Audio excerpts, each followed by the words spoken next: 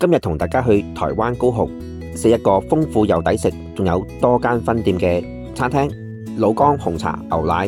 咁呢間餐廳主打早餐，但係其實係24小時營業，中意幾點嚟食都得。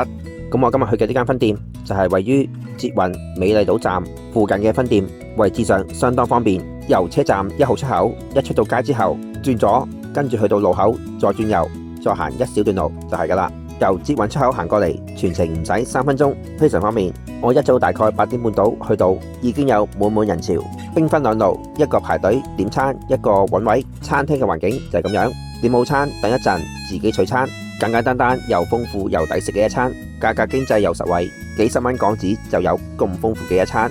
飲品當然有店名主打嘅紅茶牛奶，飲落幾順滑，茶香味亦都唔錯。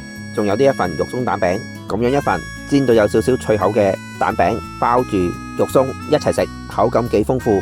仲有呢一份火腿三文治，咁個麵包烘過嚟嘅，帶少少脆口，火腿嘅份量相當足，有3層火腿夾喺裏面，簡單但係好食。另外仲有呢個包，少少似啲豬仔包，包嘅質地幾鬆軟，亦都幾好。另外仲買咗呢間店鋪嘅另一名物牛雜餅，返香港食都好好食啊！大家下次嚟高雄都不妨過嚟試試啊！